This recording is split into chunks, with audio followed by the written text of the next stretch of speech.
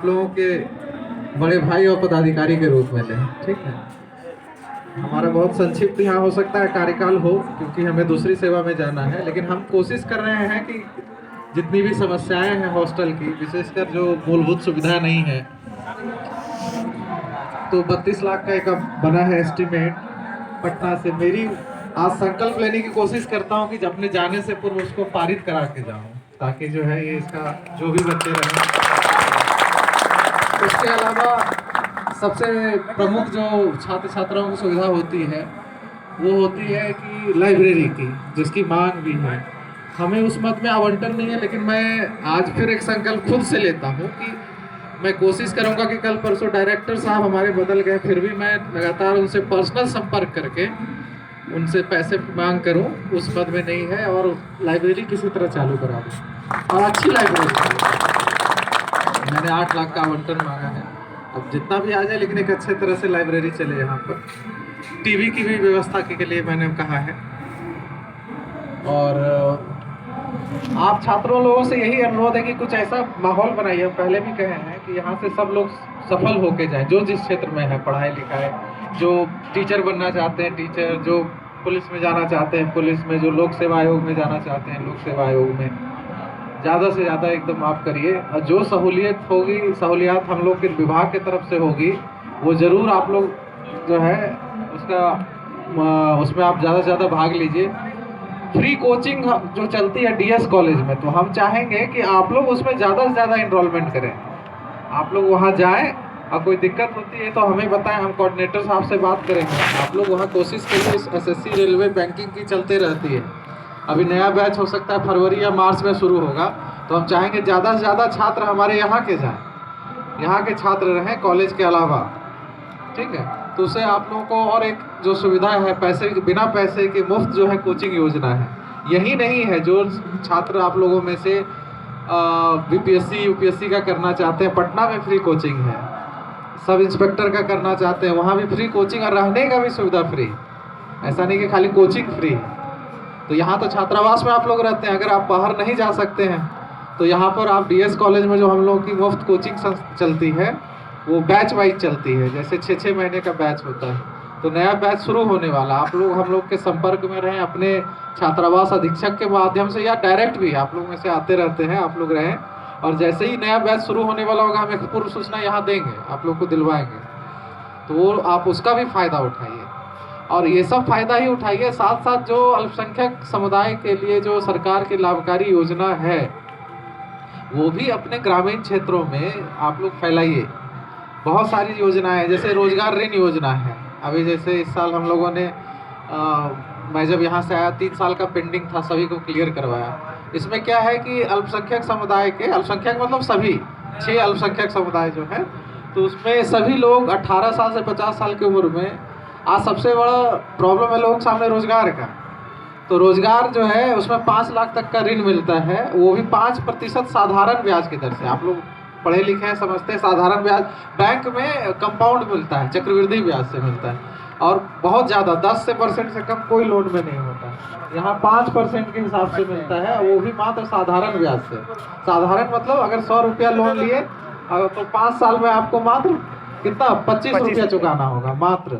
तो उसी तरह जो है कि 5 लाख लेंगे तो 25,000 के हिसाब से तो आपको मात्र चुकाना है, जबकि बैंक में लेंगे तो काफ़ी ज़्यादा हो जाता है। और इकट्ठा इसमें नहीं लिया जाता, हर एक 3 महीने में लिया जाता है। पहले वो काम करिए, 3-3 महीने में एक-एक करके चुकाइए 5 साल के दौरान। तो ये योजना को ज़्यादा से ज़्यादा लोगों तक ले जाइए। उसके अलावा एक और है, आपके आस पड़ोस में कई लोग जो तलाकशुदा, ऐसी तलाकशुदा महिलाएं जिसकी दोबारा शादी नहीं हुई, ठीक है, और उसको जीवन यापन का कोई गुजारा नहीं है, या ऐसी परित्यक्ता महिला जिसको कि पति छोड़ दिया है बिना तलाक दिए, छोड़ दिया है, 2 साल से अधिक हो गया, और वो उसका भी कोई सेवा करने या मतलब देखभाल करने वाला नहीं है। मान लीजिए उसके साथ अगर बच्चे हैं तो और भी दिक्कत होती है। तो वैसे जो महिलाएं हैं, तलाकशुदा है या परित्यक्ता महिला हम लोग उसको कहते हैं, तो वैसे महिलाओं को भी बिहार सरकार की ओर से 25,000 रुपया दिया जाता है जीवन में एक बार, ताकि वो छोटा मोटा कुछ व्यवसाय करें। तो ये योजना भी है। तो आपके आस पड़ोस में ऐसा कोई है, जेन्युइन केस है, तो आप उन लोग को आवेदन करवाइए कि नहीं, जाइए, आपको मिलेगा और कुछ करिए। आवेदन हमारे कार्यालय में होगा, ठीक है। तो ये सब जानकारी आप लोग पढ़े लिखे नहीं ले जाइएगा तो नहीं होगा। और ये योजना जानते हैं सिर्फ 3-4 जिलों को ही ध्यान में रख के बना तो पूरे बिहार के लिए। उसमें मुख्य था कटिहार, किशनगंज, अररिया, इन सब। यहाँ ज़्यादा ये केसेस है तलाकशुदा या बिना तलाक दिए छोड़ देने का, परित्यक्ता करने का।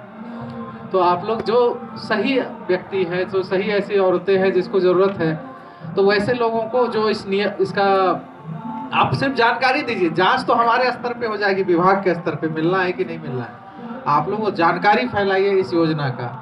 उसी तरह कई और योजनाएं हैं जो आप लोग को बताना चाहते हैं। मदरसा है, तो जो सरकारी मदरसा है वर्तमान में, तो सरकारी मदरसा में आपके गांव घर में अगल बगल में जो सरकारी मदरसा जिसको वेतन मिलता है, अनुदान मिलता है जिस मदरसे को, वहाँ आप लोग उसके लिए बिहार सरकार की योजना है बिहार राज्य मदरसा सुदृढ़ीकरण योजना। अब वहाँ देखिएगा कि टॉयलेट नहीं है, स्कूल नहीं है, या कमरा नहीं है, बहुत जर्जर है, कुर्सी नहीं है, टेबल नहीं है, बहुत सारी चीज़ें। तो वो ऐसा चीज़ मांग सकते हैं, वो भी हमारे यहाँ आवेदन कर सकते हैं मदरसा सुदृढ़ीकरण योजना के अंतर्गत। तो आप लोग गांव घर में जाइए, तो अगर सरकारी मदरसा आसपास है जिसको ऐसी ज़रूरत है, तो उसको भी कहिए कि आप जाइए, वहाँ मिलिए हमारे अल्पसंख्यक कल्याण पदाधिकारी से, वहाँ जाके आवेदन करिए, आपको भी मिलेगा सरकार की ओर से। तो ये तीसरी योजना है जो आप लोग को जानना चाहिए, आप लोग को बताना चाहिए। बहुत सारी योजनाएं जो आप लोगों को नहीं पता, गाँव वाले को तो पता ही नहीं है, बहुत सारी योजना। हालांकि इसके बारे में बैनर ऑनलाइन पेपर में भी आते रहता है, लेकिन इसके बावजूद जो है ग्रामीण स्तर पे बहुत सारी योजनाओं का कुछ पता नहीं है लोगों को। तो अभी तक मैंने 3 योजना बताई, एक अल्पसंख्यक रोजगार ऋण योजना बताया, दूसरा तलाकशुदा मुस्लिम तलाकशुदा या परित्यक्ता सहायता योजना जो बिहार सरकार की है, तीसरा बिहार राज्य मदरसा सुदृढ़ीकरण योजना बताया। इसके अलावा भी कई योजनाएं हैं। आप उसके अलावा जो है, ऐसा नहीं है कि कटिहार में कितने ब्लॉक हैं आप लोगों को पता है? 16 ब्लॉक, इनको पता है। देखिए सही, 16 ब्लॉक में से 13 ब्लॉक ऐसे हैं जहां पर अल्पसंख्यक समुदाय जो है की जनसंख्या 25% से अधिक है। उसको सरकार द्वारा नाम दिया जाता है MCB, माइनॉरिटी कंसंट्रेटेड ब्लॉक। तो 16 में से 13 जो है वो हमारा जो है अल्पसंख्यक आच्छादित जो है ब्लॉक है, जहाँ उसका अच्छी खासी जनसंख्या होती है, 25% से अधिक है, उससे भी ज़्यादा हो सकती है, मिनिमम 25% से अधिक। तो यहाँ पर केंद्र सरकार की भी योजना चलती है। केंद्र सरकार की क्या योजना चलती है? तो केंद्र सरकार की योजना चलती है कि इस क्षेत्र में अगर सभी का विकास हो, जैसे स्कूल बने, स्कूल नहीं है तो वो स्कूल सब के लिए होगा, लेकिन उसमें माइनॉरिटी समुदाय का भी भला हो जाए। हॉस्पिटल नहीं है, हॉस्पिटल बन जाए तो उससे भी सब लोगों का भला होगा, वो हॉस्पिटल सभी के लिए होगा, सिर्फ और सिर्फ। तो इस योजना, ये काफ़ी पुरानी 2007-8 से चल रही योजना। पहले इसका नाम था MSDP, multi sectoral development program, MSDP। अब इसका नाम हो गया है PMJVK, प्रधानमंत्री जन विकास कार्यक्रम। इसमें केंद्र और राज्य दोनों का मिला के होता है, 75-25 के हिसाब, 75% केंद्र से आता है, 25%। इसके अंतर्गत आप लोग को जान के आश्चर्य होगा कि जितना कटिहार में आप अच्छा हॉस्पिटल देखते हैं, एडिशनल प्राइमरी हेल्थ सेंटर देखते हैं, स्कूल में अतिरिक्त कमरा पक्का वाला देखते हैं, वो सब हमारे विभाग के द्वारा बनाए गए। और सिर्फ बनाए नहीं गए, और आगे भी जरूरत है तो आप अपने टीचर को भी, अपने एरिया के जनप्रतिनिधि को भी कहिए कि सर अगर फंड नहीं है, एजुकेशन विभाग को फंड नहीं है, हेल्थ को फंड नहीं है, तो आप क्यों नहीं सर अल्पसंख्यक कल्याण से इसको दिलवा देते हैं, वहाँ से क्यों नहीं बनवा देते। हम लोग इस बार भी अभी परसों बैठक हुई थी और उसके पहले VC हुई थी, तो 37 करोड़ की योजनाएं जो है अल्पसंख्यक कल्याण विभाग दे रहा है। इस योजना के अंतर्गत कटिहार जिले को हम लोगों ने 1 अरब की योजना भेजी थी, उसमें से 37 करोड़ जो है अप्रूवल हो गया। बरारी से कौन कौन है? बरारी का जो CSC देखते हैं, जो नया वाला हॉस्पिटल बना है, जो नहीं अभी इस उद्घाटन वो हमारे ही द्वारा बना है। बरारी ही नहीं, सभी जो है 10 प्रखंडों में जो बना है वो अपने विभाग द्वारा बना है। उसको कभी जाके देखे हैं? कितना अच्छा है, काफ़ी अच्छा बना हुआ है। उसमें सारी मशीनरी है, ऑक्सीजन से लेकर हर चीज़। 30 बेड का हॉस्पिटल है। रेफरल के बगल में जो 1 किलोमीटर पहले है, नया वाला जो बना हुआ है, आप जाके देखिए। बरारी में CSC बना है, कम्युनिटी हेल्थ सेंटर उसको कहते हैं, बना हुआ एकदम नया बिल्डिंग है। उसमें काफ़ी अच्छा उपकरण है, उसको स्टार्ट किया जाएगा। और जो है ब्लॉक में स्टार्ट है ऑलरेडी। उसके अलावा बहुत सारे जो एडिशनल प्राइमरी हेल्थ सेंटर है, जिसको अतिरिक्त तो उप स्वास्थ्य केंद्र कहते हैं हिंदी में, और भी कई तरह के जो केंद्र, सब जो है अपने विभाग से बनता है। इस साल भी करीब हम लोग 40 विद्यालयों में 2 या 4 अतिरिक्त कमरे बनवा के दे रहे हैं। तो इस तरह की योजना आप ये भी बता सकते हैं, आप लोग को खुद पता होगा तब तो। अपने एरिया में जो स्कूल है, हॉस्पिटल है, स्कूल में लेबोरेटरी नहीं है, मान ली स्कूल तो है, लैब नहीं, लाइब्रेरी नहीं है, और इस विद्यालय के पास फंड भी नहीं है। आप जाते हैं तो मास्टर साहब कहते हैं हम लोग को तो फंड है नहीं।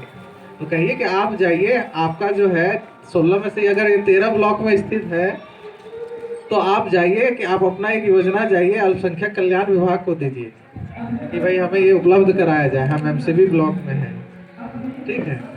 इसी तरह की योजनाएं, तो एक ये भी योजना बहुत महत्वपूर्ण है, ठीक है। तो इसमें भी वो लोग आवेदन कर सकते हैं, और इसमें इंफ्रास्ट्रक्चर पे जोर दिया जाता है कि ज़्यादा स्कूल बना दिए, कॉलेज बना दिए, हॉस्पिटल बना दिए, उसको इक्विपमेंट दे दिए इत्यादि। आपके एरिया में अगर बनना है और अतिरिक्त स्वास्थ्य केंद्र आपके गांव में नहीं है तो कहिए जाके जनप्रतिनिधि, कहे नहीं हमारे यहाँ MSDP से बनवाते हैं। अगर स्वास्थ्य विभाग को नहीं पैसा है तो यहाँ से बनवाइए, हमारे पास पैसे बहुत हमारे विभाग में, तो उससे बन जाएगा।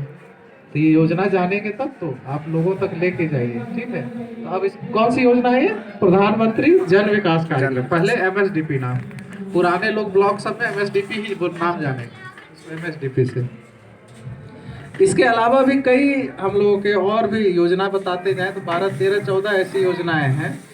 इसके अलावा समय समय पे विद्यार्थियों के लिए जो जरूरी है, एक श्रम शक्ति आता है कौशल विकास के लिए। जैसे सीपेट है, हाजीपुर में है ना, central institute of plastic engineering जो और टेक्नोलॉजी का। इस तरह से CDAC पुणे जो कंप्यूटर का सबसे अच्छा कोर्स माना जाता है, उसके लिए भी यहाँ से स्पॉन्सर किया जाता है अपने विभाग से। उसकी भी समय समय पे सूचना निकलती है, उसमें भी रहना आप लोगों का जो है, उसमें फीस के अलावा फीस तो नहीं लगती है। आप लोग अगर कोर्स सक्सेसफुली अटेंड करते हैं और पास कर जाते हैं तो आपको वजीफा भी मिलता है। तो इसके बारे में भी जानिए, आप लोग छात्र लोग हैं। श्रम, मुख्यमंत्री श्रम शक्ति योजना के नाम से ये। उसके अलावा जो सबसे महत्वपूर्ण है अपने गांव मोहल्ले में, कटिहार जिले में हम देख रहे हैं, एक जो केंद्र सरकार की चलती है प्री मैट्रिक पोस्ट मैट्रिक छात्रवृत्ति, तो वो जरूर आप लोग अपने यहाँ अगल बगल भरवाएं, लेकिन सही से भरवाएं। बहुत लोग गलत भरवाते हैं जिसके कारण आवेदन रिजेक्ट हो जाता है। उसमें जैसे स्कूल में फीस नहीं भी लगता है तब भी मिनिमम सबको 1000-1500 रुपया आता है गवर्नमेंट की तरफ से, जो मिनिमम है। लेकिन कई बच्चे क्या करते हैं, वो कैफे वाले गलत भरवा देते हैं 10,000 15,000, जो कि है ही नहीं। सरकारी में शून्य है 8 कक्षा तक, तो उसके कारण आवेदन ही रिजेक्ट हो जाते हैं, तो उसको 1000 रुपया भी नहीं मिलता है। तो वो तो नुकसान हो गया उसका, तो गलत भरने से उसका नुकसान हो जाता है। तो उसको कहिए कि जो जितना फीस लगता है उतना ही भरिए, सही रूप से भरिए, लेकिन भरिए। वो बहुत अच्छी योजना है, वो 1-2 महीने के अंदर खाते में क्रेडिट आ जाता है केंद्र सरकार की ओर से जब एप्लीकेशन होता है। गलत ना जानकारी नहीं दीजिए, सही जानकारी देके। तो इसको कहते हैं NSP, हम लोग कहते हैं नेशनल स्कॉलरशिप पोर्टल पे आता है प्री मैट्रिक, पोस्ट मैट्रिक, और एक आता है मेरिट कम मीन्स, जो मेडिकल पढ़ते हैं, जो मेधावी छात्र हैं, तो पूरा फी। अगर आप जैसे यही कटिहार मेडिकल कॉलेज में पढ़ते हैं, उसमें केवल 2-4 नियम कानून है कि उसमें थोड़ा आपके अभिभावक आर्थिक रूप से थोड़े कमजोर होने चाहिए। कारण प्री मैट्रिक में माता पिता का इनकम 1 लाख से कम होना चाहिए, पोस्ट मैट्रिक में 2 लाख से कम होना चाहिए, और मेरिट कम मीन्स में 2.5 लाख से कम होना चाहिए। यानी अगर 2.5 लाख से कम आपके परिवार की, आपके माता पिता की आमदनी है और आप इवन मेडिकल कॉलेज में पढ़